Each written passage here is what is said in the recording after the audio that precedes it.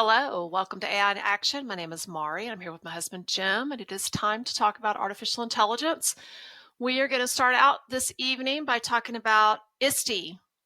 So, I always have to remind myself what ISTE stands for. It I is think they the merged with somebody. It's like ASCD or something. yes, Because I noticed yes. that the conference, it's ISTE and ASCD or whatever that is. I don't really I don't know actually. if they I don't know if they merged or if they just are putting on the conference together. Yeah, I don't know. But yeah, ISTE is very large and they do this great conference once a year. It's an ed tech. Last year, it's an ed tech conference. Last year it was in Denver. This year it was in San Antonio. So we did go to ISTE. It was kind of a last minute decision. We were invited to be part of a panel discussion with Intel, and We? I was invited to be part of a panel discussion with Intel because I was in the classroom for a long time, and there were two high school students, one who just graduated from high school, one that was still in high school, that had actually won several innovative awards through Intel. One of them was for a program that she did for students that are visually impaired using artificial intelligence, and she's created a bunch of games for them to play, things like similar to Wordle and stuff like that, and it's for visually impaired students. And she did that because one of her good friends in high school was blind and couldn't play Wordle with the group of friends that were all addicted to Wordle. So it's amazing what she did. Personal And motivation. personal motivation. It's And the best then kind. the boy that was sitting there, I think he is still in high school.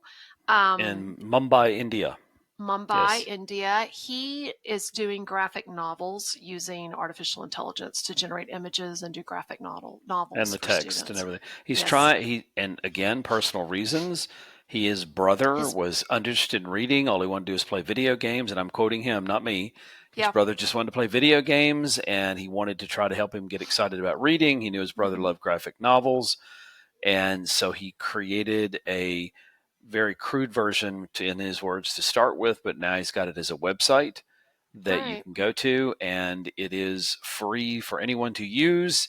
His dad is paying the bill right now, but He basically says they've it's not costing a lot of money, though. no, it's not. They've got a bunch of schools in India. Apparently, the government schools over there have less resources than the other schools. I'm assuming that's private Private. versus not, which is where we're going in the United States, probably too. Mm-hmm. And so he was excited because I think there was like 20 of those schools and thousands of people that had to access it now. Anyway, he was excited about his. What I liked about both of them was the fact that they both did it for very personal reasons. They Yes. saw a problem, they had a skill set, they went to solve it. The other thing I thought was interesting is the young lady, Miss Yang, I think was her name.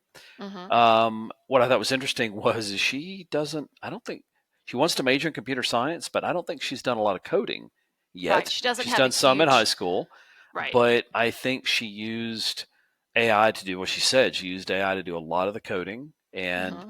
and they were both impressive because they were very articulate. They spoke clearly. They had very clear vision about what they were doing. Funny thing is, he's not even planning to go into computer science. He wants to do like economics and business or something, Right. and Right. no, I hey, thought no, that it's was interesting. economics and something else. And she is going to Penn State, and now she got into the Wharton School of Business because she decided she likes running a business. So Yes, yes, I and she has a told, lot of volunteers that are helping. mhm, I think what I like the most, and it's something I actually told them, is that you and I talk a lot about the difference in efficiency AI versus opportunity AI. It's yes, when you're utilizing artificial intelligence to be more efficient, is when you're like utilizing it to help you with your calendar, help you with emails, help you with drafting, help all the stuff to hmm just help make your job easier and more hmm efficient. Versus opportunity AI, as you describe it, is when you're using artificial intelligence to actually create something new, to that you generate couldn't a have created new without it. opportunity. Correct. Yes. And I was very impressed that they were both using artificial intelligence the way that I think that it should be used, which is to create new opportunities. So that's why we were Yes. at ISTE. I was very happy that Intel had invited me to be there. Of course, they wanted my view about, AI in classrooms and how we're teaching it and AI literacy and stuff like that. So it was a lot of fun. We also, went to like a Dell event. I went to one of a Women in Innovation event that was put on by Intel. Got to see a few people, got to meet some people that are like LinkedIn friends. So I had fun. We were only there for 2 days, so it was good. Now, let's talk about some of the things that are happening in the headlines. We're going to cover a few of those, and then I really want to talk a lot about something that I just posted on LinkedIn because you and I were discussing an article that came out about CrowdStrike. So let's start with the top things. Now, one of the things that we saw when we were at ISTE was the Google booth. It was very impressive, very large. A lot of people working the booth. It was crowded too. There's a lot of people there, probably because of this announcement. Right. So Google just made a really big announcement that they're going to be doing free Gemini AI suite for educators. Overall, are you surprised? I'm not. Overall, this was in. I said we're going to start trying to tell where we're getting these headlines from. I want to make sure I give credit to credit's due. TechCrunch. I'd read this in TechCrunch. And the headline was Google announced a major AI push into the edtech space.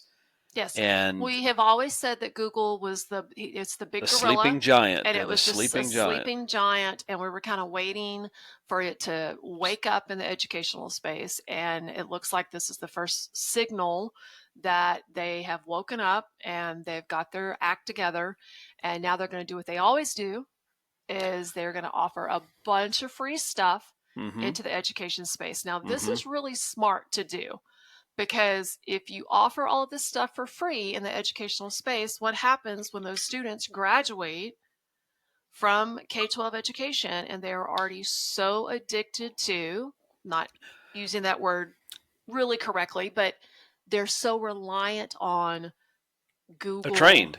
Tools. They're trained. Richard and I, this late friend of mine, had a conversation years ago where all these vendors have missed this huge opportunity to train the next generation by giving them tools for free. I mean, if you charge the schools, all of them do. I mean, Microsoft gives away some stuff for free too, but they charge a lot as well. Google gives away a lot of stuff for free. But Google's biggest Achilles heel, besides the fact that they move very slow, is they have the worst marketing people. I don't understand. It's like they hire great engineers, they hire great computer scientists, but their marketing people, when it comes to bundling what they have, maybe they're just too big. I don't have any idea. But honestly, they have having, knowing some people who work for large corporations, a lot of times it's just one not talking to the other, and somebody thinks somebody else is doing something when they're really not. They're just so large. Such a large company. So let's roll through a few of these. Free Gemini, you mentioned free Gemini AI suite for educators. The Gemini, we paid for a few versions of it because we needed some licensing, Atlanta ISD, and we've been experimenting with it to see if we were going to maybe offer it to more teachers. And they've also integrated it for quite some time. I've had access to it in my personal account. I'm not sure everyone has, because I had signed up early on, just like I did for everything else. I signed up early on to be in their test thing. So I don't know when everybody else got it because I've had it for so long. But it is useful because it's integrated into Workspace. I haven't tried these custom AI gems, as they call them. Be able to create custom versions of Gemini AI called gems that act as AI experts. It sounds to me like it's very much like what they've done in Notebook LM, which allows you to put in your source files. Right. And I got to say, the Notebook LM piece, ever since we did the presentation or the training or PD or whatever you want to call it at Hoto IST, when Jenny, Miss Netherland, had asked us specifically to talk about that, so I've really been playing with it. I use that thing all the time now, Notebook LM. Yes. Because it allows you to easily just chunk sources in. And the key is it also does the best job I've seen of keeping the scope of what it answers the questions to your sources, to the point of almost being annoying sometimes, because you're so used to being able to jump back and forth with the sources. Use this source, but grab stuff from the web. It's very specific. You can drop audio files straight into it, and it will transcribe the audio files in real time. And That's they're cool. adding some other, I think they're about to support doing the same thing with video, is what I've heard. They're about to release Right. that as well. Right. Anyway, these gems are basically allow the teacher to create their own study guides and stuff, which you can do in Notebook LM. The classroom management stuff caught my attention, and I talked to them at the booth about that. It Okay. sounds like they're about to start, well, they're going to start offering what you and I had talked about a while ago when you had me do that simulator to simulate a day in the life of. One of the things that the teachers in that simulator did, which our teachers in our pilot program really wanted, was the ability to have the AI control or be able to control, not the AI, but to be able to control what the students did on the Chromebooks, Right. what they're doing. One of the Now, problems that they have when they have Chromebooks in classrooms is you cannot keep your eyes on every single student the whole time. And students will open a tab, go somewhere else, try to get on a game or something like that, and then they hurry quick and close the tab whenever you walk over there. and what is this been So this what's been the solution to that every principal hates? that every principal hates, it's a software company to where you can monitor what Yes, everyone's doing on their devices, but it makes the teacher have to be at a screen so they can then correct. monitor the thumbnails of all of the Chromebooks that are in their class. Or they have the ability to lock the students, but they have to go to their computer Yes. and they have to lock the students on it. And you're probably going to have to do that with this as well. The thing that ought to worry those companies, because like we use Guardian for GoGuardian for our content filtering, they Right. have a teacher edition, which we pay for. And we pay for it because they use it like in our alternative behavior center and ISS and stuff like that to keep the students on task. Google Mm-hmm. builds this stuff in. It's really not hard for them to just kill everybody in the market overnight. If I was the Right. companies doing that, I would worry about it. It doesn't have as many features as companies like GoGuardian offer, but it has enough. And Right. that's And that's that's what another kills you. thing is when they start doing like the lesson planning templates and the exit ticket templates and Yep. the, email templates and all those different templates that a lot of these wrapper companies have Hmm. built huge companies on. Yep. As soon as it's being given away for free by Google for Education, They kill it. I don't know where those companies are going to go with that. Well, and they're calling this, by the way, the new teaching mode that they're Mm-hmm. offering. And that alone if I have to buy the extra license in order to get that, which is maybe it's in the paid tier, Mm-hmm. which we're going to talk about in a second. If I have to buy it, that becomes worth it. Just Right. that becomes worth. And so I look at it and go, okay, normally I wouldn't have paid for the paid tier of Google. I'll just use the free. But when But you if it's offer a only three feature dollars per person or something per like that, year, it's less. yes, Yeah, yeah. Then it's you're probably looking at your cheaper than the ones that I could buy from these other companies, right. and it's integrated in with Classroom and Google tools. Everything Which, else, all the things that my teacher's already using. If you're a Google district yep, that is specifically, and even correct. even I mean, I wouldn't recommend. We're like a hybrid district. We We are have a a lot of hybrid. Google, and then we have Microsoft also. But our teachers all know Google Classroom, and after COVID, they really got to know Google Classroom Well, and because that's how people were giving lessons. that's a great example. What you just said is a great example of what we're talking about. We use Google Classroom, and they basically are using it as a learning management system. It is not a Mm-hmm. learning management system. It's Mm-mm. a subset of it, but it's good enough, It's good enough, and it's free. So right? I'm sure we're not the only school out there that goes, I'd love to buy one of these expensive learning management systems like the colleges use, Mm-hmm. but I don't need that Don't need sophisticated it. one. I'm Right. going to use Google Classroom. So So let's talk that about the paid tier real quick because we're already 13 minutes into our okay, paid podcast. tier. So, one of the things that we know is going to happen is they're going to give all these stuff, a bunch of stuff away for free. And we both think that they will keep the stuff free. They're not going to say all of a sudden, oh, you're hooked on it. Now we're going to put it up into a paid tier. Right. But they are going to have advanced features. Like Don't know classroom control. exactly Like classroom classroom. control. Yeah. Maybe some more sophisticated video generation or Yep. image generation or something like that. That's going to end up being in a paid tier. All right, let's go to the next headline, and this has Well, to we can do. we can kind of blast through on this one a little bit. This is not AI per se, but it is a conversation that happened a lot, which you brought up and asked me about. So anyway, I'll let you hit it real quick. Well, I on LinkedIn, I think it was yesterday morning, maybe the morning before, I started seeing all this stuff about the Trump's federal funding freeze and how they were freezing all of these funds that were going to be sent out to education, specifically like Title One and Title Two, and all Hmm. these different types of funding grants. all of this is going to get frozen, and what were schools July going to 1st, it was do? all going to be frozen. All frozen July 1st. Yep. And I went to you and I was like, this is a big deal because, We're Title I Texas, school. We're Title I school. Yeah, we're Title I school. What is going to happen with this? And the first thing you said is, I think we need to find out if this is, vet the sources and let's dig into this a little bit more. So you went and you did some research. I did a used lot. an AI. I did a lot of research, but it was very fast because I Mm-hmm. used AI and I could question the sources. I think I didn't find this as part of my research, but I think that headline from Education Week kind of summarizes what Mm-hmm. happened. Yeah. Don't you? Yeah. Trump's federal funding freeze was blocked, but confusion among schools is remaining. I actually sent a text message to our CFO for Llano ISD, and I was like, hey, I'm seeing this.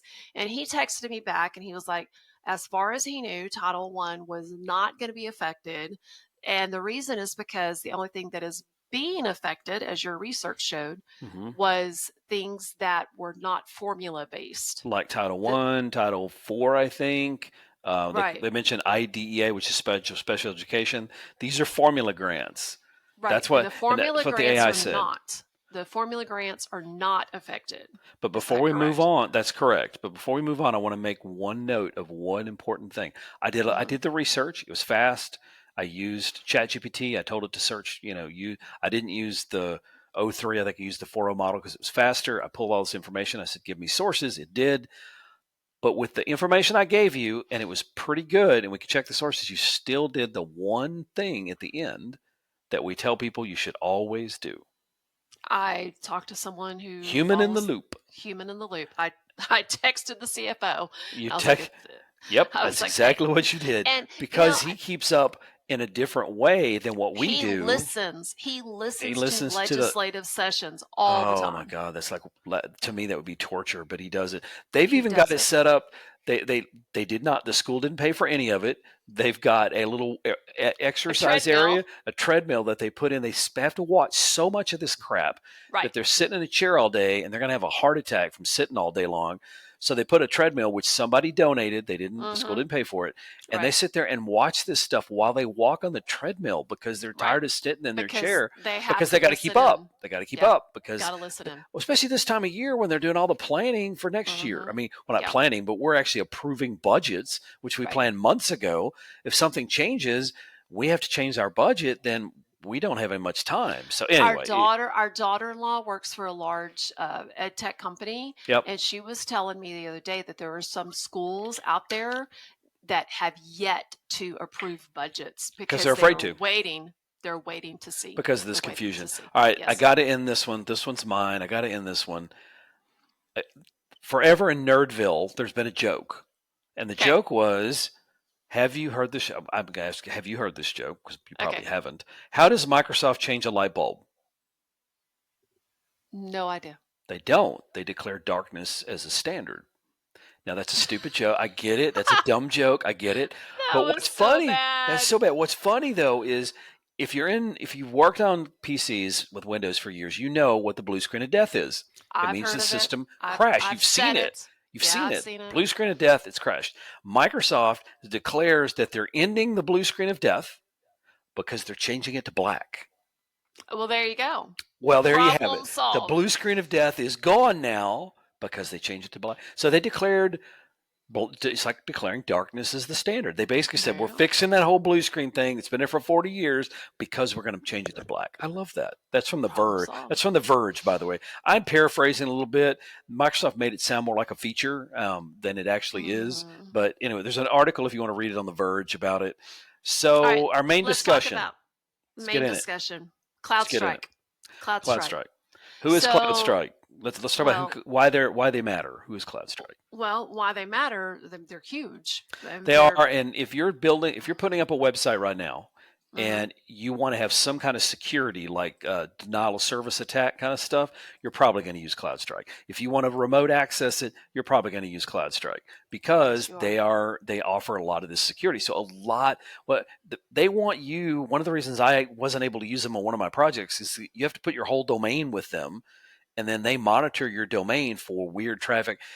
I think the number you found was 20% of all of the websites on the planet go through them? Well, actually, I will tell you really quick. I think it's more than that, actually, because, I did some research and basically it was that they're huge. It's Well, I think it's it's I think it's approximately 20% yeah. of the web handles, and it handles 45 million HTTP requests per second. Okay. They are very large. Why does this matter?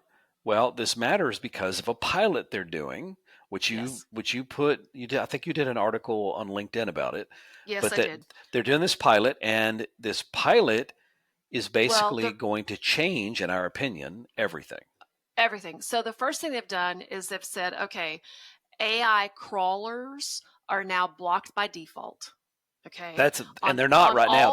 on all their Yes, new domains, every new domain through CloudStrike, AI crawlers are blocked, and they're doing a pay per crawl they're offering that model. as a That is service. it's a private beta for Hmm. select publishers. So you're For talking now. these huge publishers are trying this out, this beta thing, things like the AP or the Atlantic, or I mean, these big, huge Condé Nest, I think is what another big one. And so it's going to change. It's going to be like a toll road or a toll booth. Well, You're I going to have think to pay to crawl the web. I think you and I talked about this. The fundamental nature of the web is it's kind of a handshake agreement. Google took over. Google runs 90% of the web traffic, and Google took over the search traffic. And Google Hmm. said, we're going to search, we're going to come up with answers, but when we come up with them, we're going to send them to your website. If they Right. come to your website and you're going to be able to, do search engine optimization, you and I've done all that stuff before, but the agreement was the web is open, we're going to show ads, and that's going to get push traffic to your site. Right. Well, AI comes along, generative AI comes along, and it disrupts all that. How does it disrupt it? Because, first of all, they're not obeying the rules, which is the robot.txt file that says if you've got a robot.txt file, again, it's a handshake agreement. If you see that when you go to crawl that site, you stop and you Hmm. don't do it. That's been around for a long time. They're not obeying that. I think Perplexity just got sued for not doing that. Not I too think long ago. not Yeah. too long ago. I think it was Perplexity.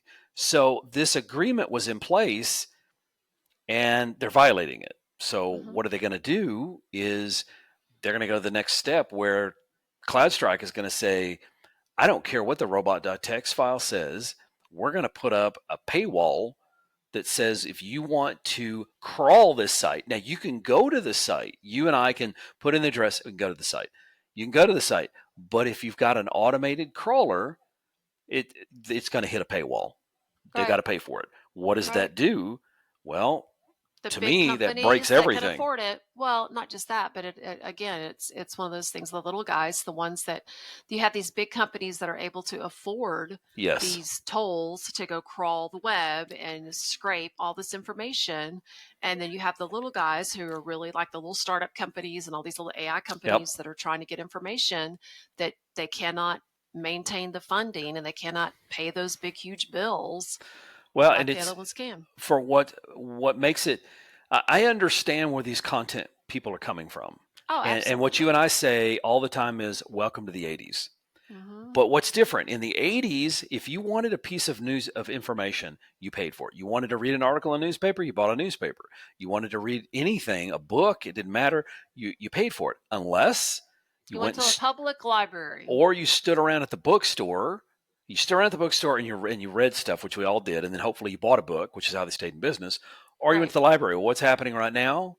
Defunding the They're libraries. defunding local libraries. There goes the libraries. Bookstores are going under like crazy because of Amazon. I mean, they're having a hard time holding on. You and I try to buy books when we go out, but hell, I buy stuff for my Kindle all the time because it's very convenient. So if you Mm-hmm. kill those two free sources, it's even worse than the '80s now, because Mm-hmm. not only do you have to pay for everything, but you can't get a free version anywhere. Right. So, and I think that there's one other subtle thing which we kind of hit on there was it's not just about web crawling now. We Everybody's gotten quite attached, or at least most people have, to these large language models. Well, right now we talk about the big four, the big gorillas. We talk about OpenAI. We talk about Anthropic, which is Claude. We talk about Google, and we talk about Microsoft, or Perplexity is kind of an up and comer, but we talk about Microsoft, but they own 49% of OpenAI, so it's kind of the same thing. But they're the only ones with the massively deep pockets Mm-hmm. that can say, okay, I want my AI to get trained on your data, so I'm going to pay you to crawl that site. And guess what? The little guy, there's a company in France that's really been a scrappy up and comer called Mistral, or however they pronounce it in France. They've come out with some great stuff. There's some Right. great language models that are small models on Hugging Face that people have done for free. Do you think they can afford to pay a micro payment to get Every on time they to? want to scrape a web. I mean, think about it. We're not just talking about scraping the Atlantic here, Right. or Washington Post. We're talking about, or the New York Post, or we're talking about the little guys that can do this. Mm-hmm. And the content creators they should have been asking this question a long time ago, because Google hasn't been paying them squat really compared to all the content they were providing, but they were still had the opportunity to get something. And so I get where they're coming from. We're creating the content that you're using to make money. And what was the comment you made? I love this comment. You should have taken the picture. You said, we're at the conference. You got all these people that are throwing all this. Oh, They're getting all these teachers to do training for their products for free. for free. And For what free. and what were Drives they? me crazy. What were the Oh, guys in charge driving? they were like Lamborghinis or something like that. I mean, they Yeah, were like major. There was two sports cars that were not like, they were your $500,000 sports everyday. cars. Yeah, Yeah, I mean, they were like parked in front of the really hotel, parked and in they front of were the at the hotel, conference. had Yep. their logo on them, and not just that. I mean, I saw a bus with a logo on it, like a full size bus with another company's logo on it.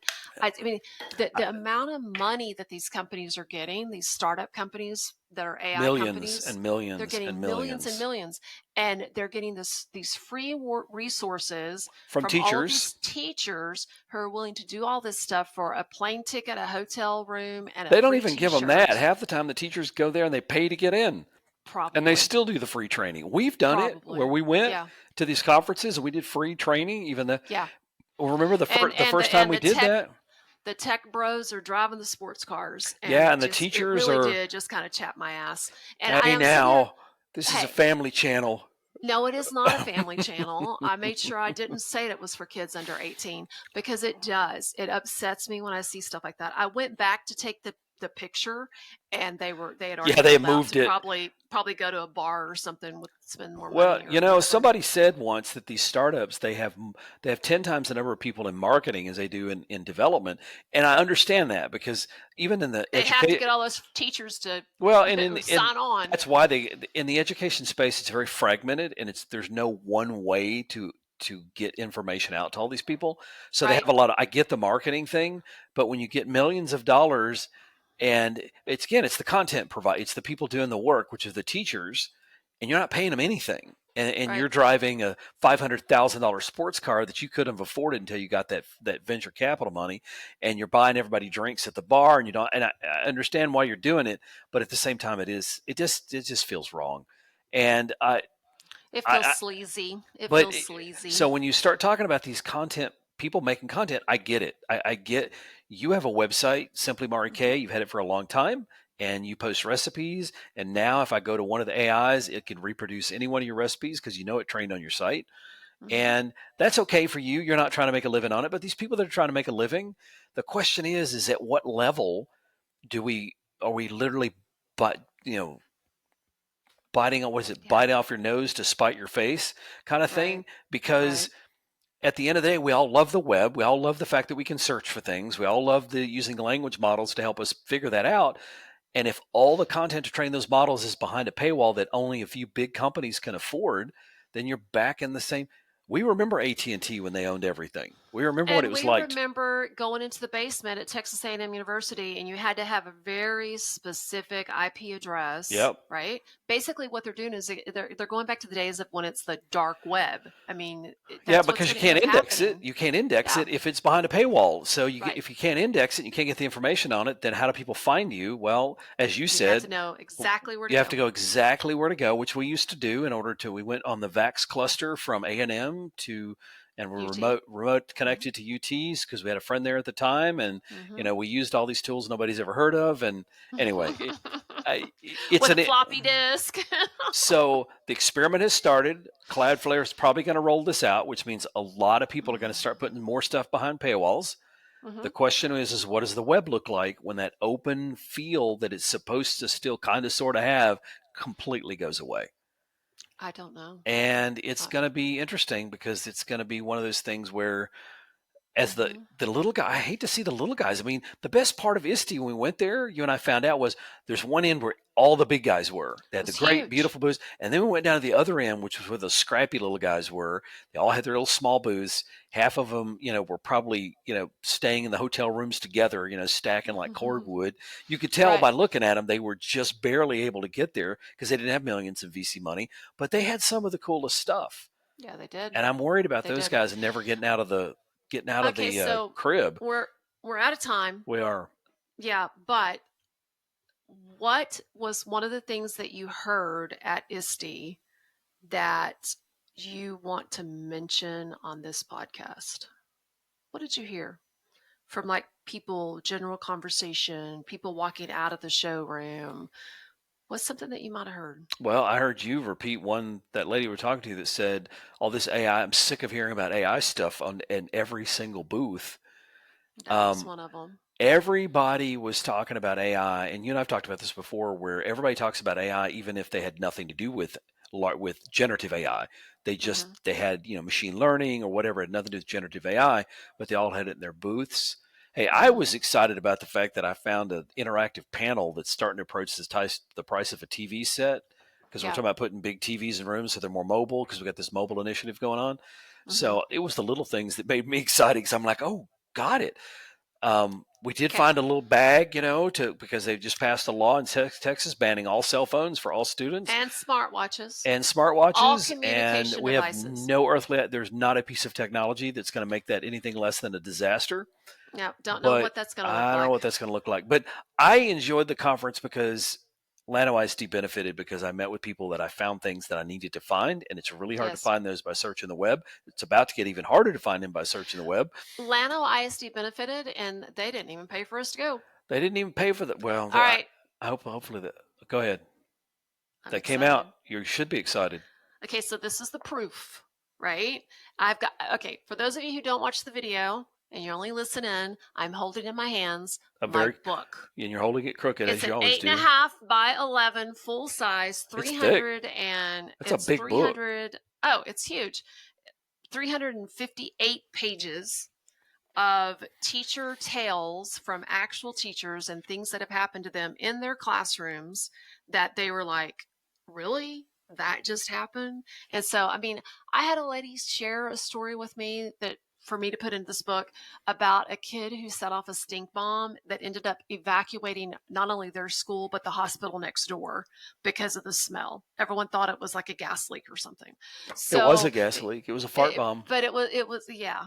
So, and Oh, hold then on. Where after, where do I get this book? Because we're gonna okay, be out of time. it's going to be on Amazon. I could not find, Starting yeah. So I'm self-publishing on when? Amazon When? on the 4th of July. 2 days from now. Okay. 2 days from now is when it'll be live, Mm-hmm. and I'm just really excited about it because what I did is I put stories in, and then after the story I put in like a couple of reflection questions with like a page that has place for notes and just What's the doodling or name? whatever you wanted to do. What's the name Hang of the on. book? And then I put a could AI have helped, and so like if I thought that AI could help, I literally gave the prompt and then I gave exactly what the AI said, or I gave you a prompt to put in yourself. Or if AI could not have helped, I gave you like a recipe for a margarita because, some of these teachers deserve a margarita at the end of their day. It's called Teachers Have Bigger Fish to Fry. By, Tales from by Maurie Beasley. Tales Yes, Tales from K-12 Education. How AI might help or maybe not. And AI did So, not write that book.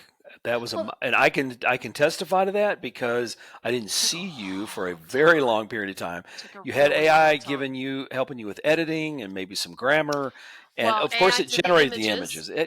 The It would have images. taken you years to generate. You're a good artist, but it would have taken you a long time to draw all those images.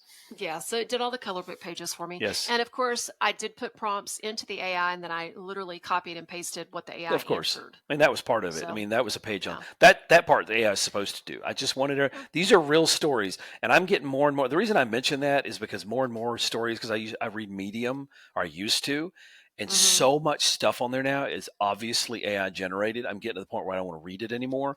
I write Yeah. my own stuff when I put it on there. AI may give me some suggestions, but I write my own stuff, and it's starting to really bother me that people aren't putting any effort into it. So I am very proud of you for doing that and writing it yourself. Thank you. I appreciate it. And today, I mean, I was looking through the proof, even though I've already ordered and it's already going to be published, and I found like a couple of I typos. know I it's good. feel Well, it just AI makes it didn't. more human. That's right. That's right. It makes it more human because Mari put something and she put a nine next to something for Oh no particular reason. no. So So, if you find error, if you buy it and you find errors in it, be sure they send them to you because you're personally you don't have an editor, you don't have a publisher. It's self published. You yeah. need you need people to tell you if I they need find feedback. mistakes. I need You need feedback. feedback.